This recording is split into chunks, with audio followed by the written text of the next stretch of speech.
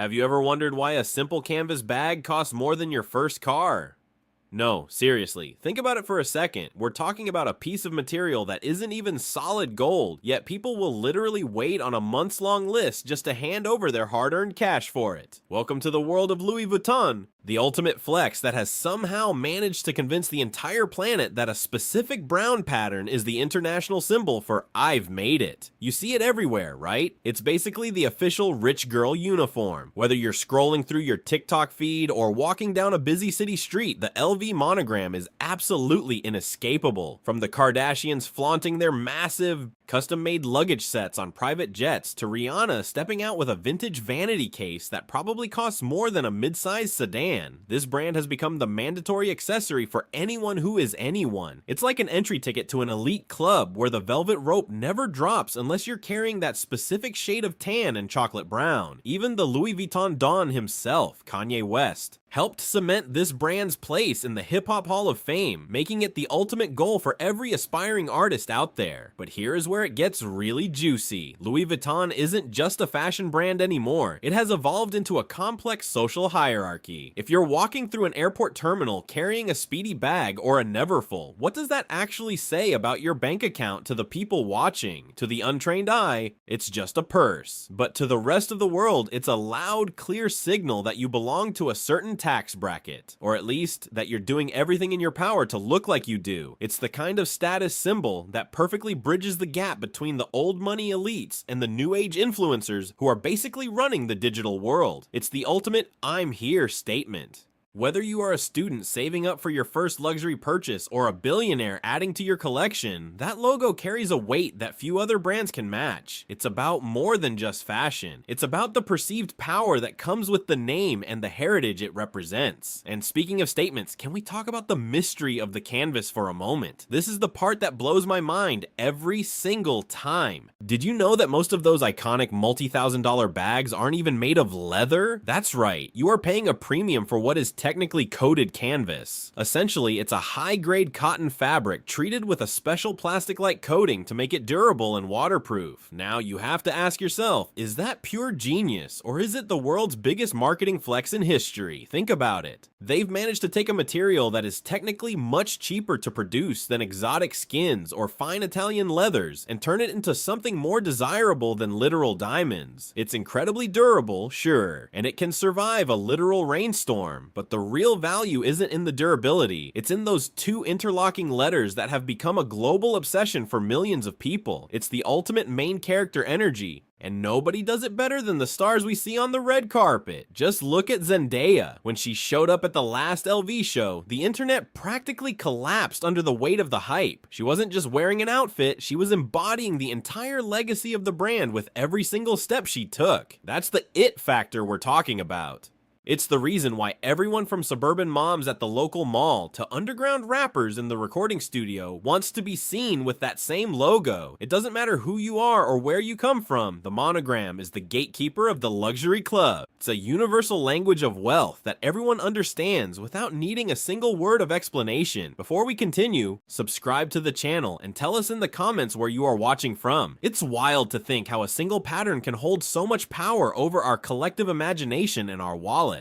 But here's the thing that will really trip you out. It wasn't always about high fashion runways, flashy red carpets, and famous rappers with diamond chains. Believe it or not, the origins of this massive empire are way more grounded than you'd ever expect. How did a young guy who literally spent his days making wooden boxes and packing heavy dresses for the elite turn into the undisputed king of the fashion world? I'm telling you, the drama behind the rise of this household name is juicier than any reality show script you've ever seen. We're talking about royal connections, secret trunk-making techniques, and a drive for success that changed the world of travel forever.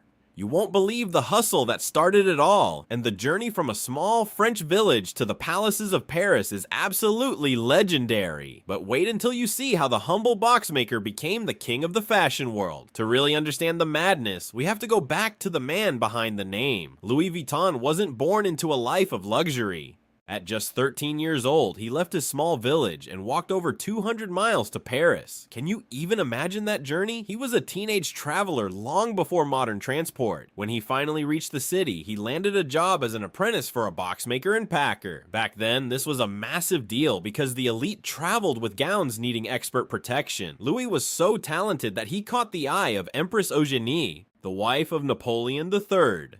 Imagine being the personal packer for French royalty. He was right there in the inner circle, seeing exactly how the wealthiest people on the planet lived. He realized traditional rounded trunks were a nightmare for stacking on trains, so he invented the flat-top trunk covered in waterproof canvas. It was a total game changer. He took the humble wooden box and turned it into high-end travel gear. Talk about a glow-up. But the story doesn't stay in the 1800s. We have to talk about the man who turned this into a global empire, Bernard Arnault, often called the Wolf in Cashmere. Arnault is a visionary who moves like a corporate shark. In the late 1980s, he orchestrated a high-stakes takeover to create the LVMH empire. Is he a business genius or just ruthless? Well, the tea is that his methods were aggressive, but you can't argue with the results. He took a brand that was essentially selling old lady luggage and turned it into a symbol of absolute power. He understood that to survive, the brand needed more than just history, it needed hype. He is the one who transformed the logo into a social hierarchy that everyone wants to climb. That's where the Marc Jacobs revolution comes in. Can we just remember how wild the late 90s were? Before Marc arrived, the brand was classic, but a bit boring. Marc stepped in as the first creative director of ready-to-wear and brought absolute high-fashion chaos to the runway. He collaborated with edgy artists like Steven Sprouse, who spray-painted graffiti over the iconic monogram. Traditionalists were horrified, but the youth went wild for it. Then came the Takashi Murakami era with those bright, colorful rainbow logos. Suddenly, everyone from Paris Hilton to every celebrity at the local mall needed a multicolor bag. Marc Jacobs proved you could take something heritage and make it feel dangerous and exciting again. It was the birth of the modern it bag culture we see today.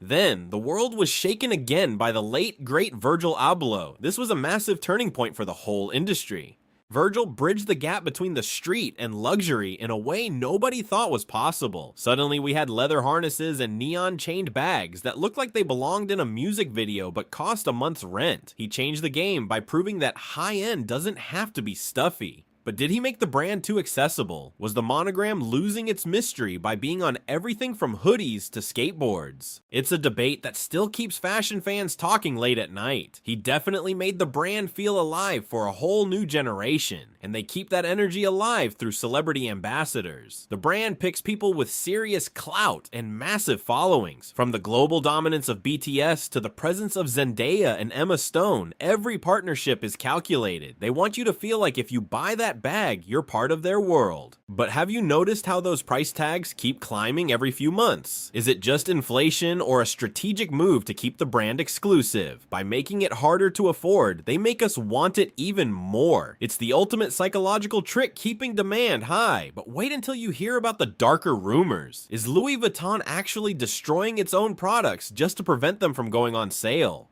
And how are they fighting the massive super fake market that looks identical to the real thing? You won't believe the burning truth and the war against replicas. Let's dive into the dark side of the monogram in the next part. Now, let's get into the absolute madness that keeps the internet buzzing at 3 in the morning. The legendary burning of the bags. Rumor has it that instead of putting their unsold stock on a clearance rack, because let's be real, can you even imagine a buy one get one free sale at Louis Vuitton? They actually set fire to their excess inventory. The logic is as cold as it is calculated. If they sold them at a discount, it would ruin the brand's prestige. They'd rather watch thousands of dollars literally go up in smoke than let a regular person snag a deal. While the brand officially denies this, claiming they have modern, sustainable ways to handle excess stock now, the mystery keeps the aura of extreme exclusivity alive. It's a total power move, right? They're basically telling the world their products are so precious that they'd rather they didn't exist at all than be seen as affordable. It's the ultimate gatekeeping flex that keeps the secondary market prices through the roof. But what happens when that aura of mystery is stripped away by a factory across the ocean? We have to talk about the super fake war. This isn't about those cheap knockoffs you see on a street corner that have Louis Vuitton spelled wrong. We're talking about high-tier replicas that use the same leather, the same weight of canvas, and even the same heavy hardware as the originals. If a $200 replica is so good that even a store associate can't tell the difference, is the $4,000 status symbol dying? It's a massive crisis of identity for the brand. Social media is currently flooded with unboxing videos where people proudly show off their dupes, sparking a heated debate about what we are actually paying for. Is the monogram still the ultimate classy accessory, or is it becoming loud luxury for people who are just trying a little too hard to look wealthy? Some critics on Reddit and TikTok are even claiming the brand is becoming basic because the logo is simply everywhere now. When a brand becomes this famous, does it lose its soul or just become a victim of its own success? Just when the fashion world thought things might be cooling down, Bernard Arnault pulled another absolute rabbit out of his hat by appointing Pharrell Williams as the men's creative director. This move sent massive shockwaves through the industry. People were asking, is he a trained designer? No. But is he a global icon with a contact list that would make most world leaders jealous? Absolutely. Pharrell didn't just come to the studio to play. He came to redefine what modern wealth looks like. Remember that millionaire speedy bag he carried? It's made of bright yellow crocodile leather, draped with thick gold chains and a diamond padlock, retailing for a cool $1 million.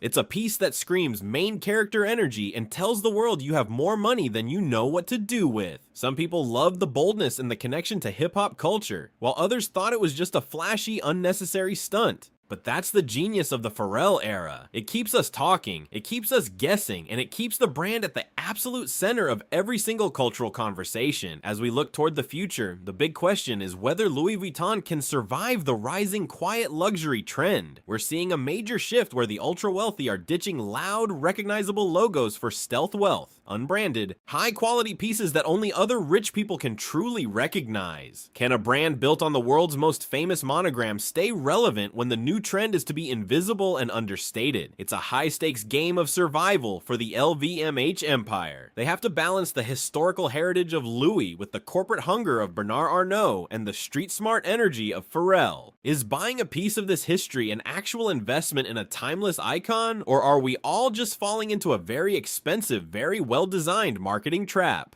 So, what do you think about all this? Are you still firmly team monogram, or have you moved on to the subtle, quiet vibes? Would you actually drop $10,000 on a leather sandwich bag just because it has those famous initials printed on it? At the end of the day, the LV logo isn't just a design, it's a mirror of our own desires and the lengths we'll go to for a taste of the high life. Whether you love the hustle or hate the hype, there's no denying that Louis Vuitton has mastered the art of making us want things we definitely don't need. It's a story that started with a boy walking to Paris and ended with a global empire that dictates what it means to be successful. Let me know your honest thoughts in the comments below. Don't forget to like this video and subscribe for more deep dives into the wild world of luxury. Until next time, stay stylish and keep chasing